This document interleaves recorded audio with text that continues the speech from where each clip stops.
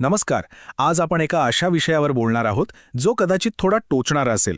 Mat Monero यांच्या पुस्तकातले काही विचार जे पैशांबद्दलच्या आपल्या जुन्या कल्पनांना पार हादरून टाकतील.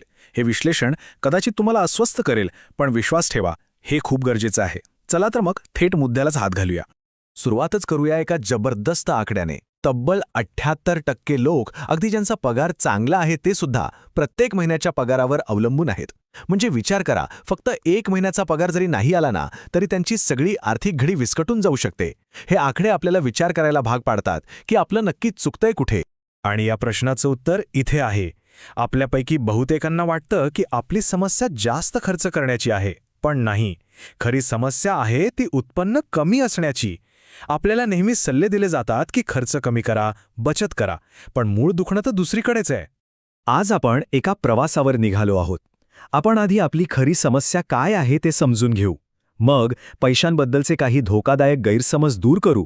आणि सगळ्यात शेवटी उत्पन्न वाढवून खरीखुरी आर्थिक सुरक्षा कशी मिळवायची याचा एक पक्का प्लॅन बनवू. तर सुरू करूया पहिल्या भागापासून. आपली खरी आर्थिक समस्या नेमकी आहे तरी काय, आणि आपलं लक्ष इतकी वर्ष चुकीच्या गोष्टींवर का होतं? चला याचं उत्तर शोधूया. आता हे जे स्लाइडवर दिसतंय ना, ते खूप महत्त्वाचं आहे. आपल्याला वाटतं की बाहेर खाणं कमी केलं किंवा 1-2 कप कॉफी कमी प्यायली की आपण श्रीमंत होऊ. पण सत्य हे आहे की तुम्ही खर्च कितीही कमी केला तरी त्याला एक लिमिट आहे.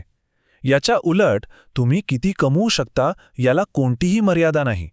हाच तो विचार आहे जो श्रीमंत आणि सामान्य लोकांमध्ये मोठा फरक निर्माण करतो. आता आपण त्या सल्ल्यांबद्दल बोलूया जे ऐकायला तर खूप छान वाटतात, पण प्रत्यक्षात ते आपल्याला गरिबीतच अडकवून ठेवतात.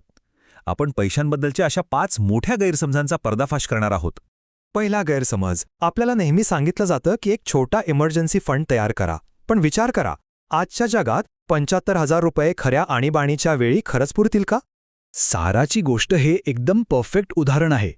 तिच्याकडे 75,000चा इमर्जन्सी फंड होता, पण जेव्हा तिची गाडी खराब झाली आणि त्याच वेळी मुलीच्या उपचारांचा खर्च आला, तेव्हा तो फंड काहीच कामाचा नव्हता. सत्य हे आहे की खरी आणीबाणी म्हणजे नोकरी जाणं किंवा एखादा मोठा आजारपण, यासाठी खूप मोठा निधी लागतो. हा छोटा फंड म्हणजे फक्त स्वतःला दिलेला एक खोटा दिलासा आहे.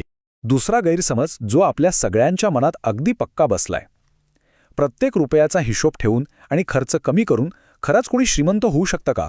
मार्कसने 2 वर्ष खूप काटकसर केली, प्रत्येक खर्चाची नोंद ठेवली, आणि शेवटी काय झालं? त्याने फक्त 1,80,000 रुपये वाचवले.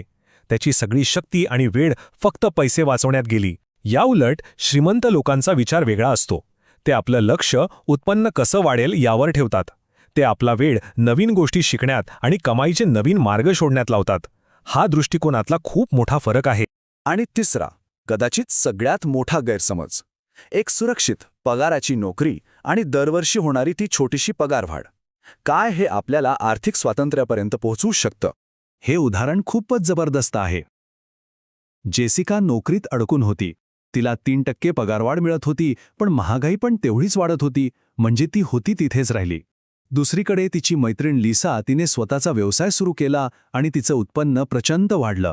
कारण नोकरीत तुमचं उत्पन्न कंपनी ठरवते, पण व्यवसायात ते तुमच्या कामाच्या मूल्यावर अवलंबून असतं.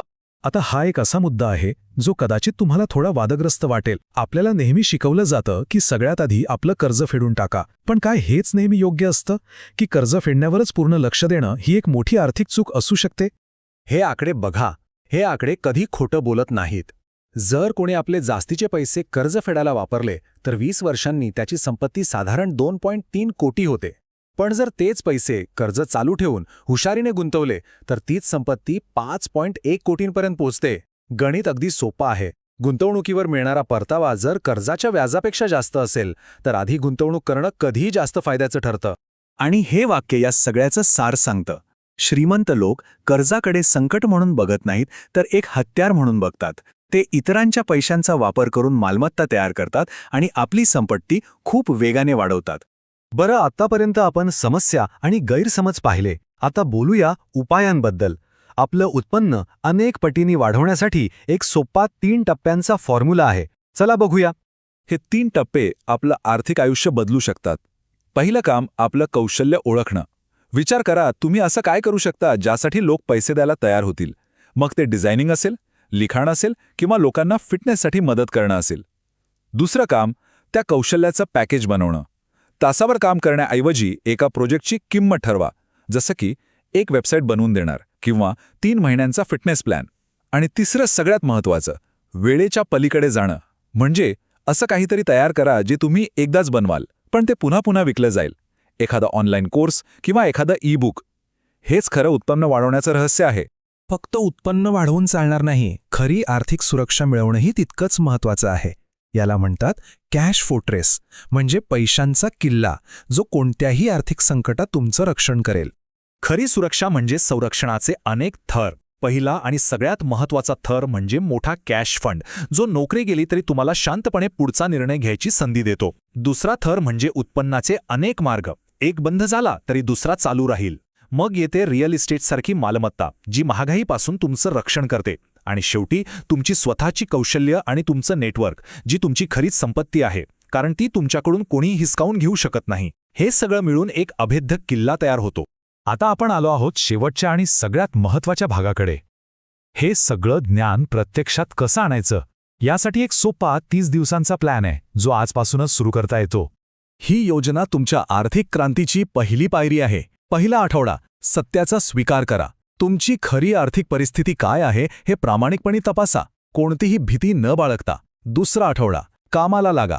तुमच्या कौशल्याचा वापर करून कमाईचा दुसरा मार्ग सुरू करा, मग तो कितीही छोटा का असेना. तिसरा आठवडा, गळती थांबवा. सगळे अनावश्यक खर्च बंद करा आणि तो पैसा तुमच्या आर्थिक किल्ल्यासाठी बाजूला काढा. आणि चौथा आठवडा, शिका. खरी संपत्ती निर्माण करणाऱ्या गुंतवणुकीबद्दल, म्हणजे व्यवसाय आणि रिअल एस्टेट याबद्दल शिकायला सुरुवात करा. आणि शेवटी आपण हे सगळं का करतोय? आपलं अंतिम ध्येय फक्त निवृत्ती नाहीये, तर स्वातंत्र्य आहे. आर्थिक स्वातंत्र्य म्हणजे तुमच्याकडे पर्याय असणं, तुमच्या आयुष्याचे निर्णय तुम्ही स्वतः घेऊ शकणं, परिस्थिती नाही. तर मग प्रश्न हा नाहीये की तुम्ही तुमचं आर्थिक आयुष्य बदलू शकता की नाही. प्रश्न हा आहे की तुम्ही ते बदलणार आहात का? त्याच जुन्या मार्गावर चालत राहायचं की एक नवीन संपत्ती निर्माण करणारा मार्ग निवडायचा? निवड तुमची आहे.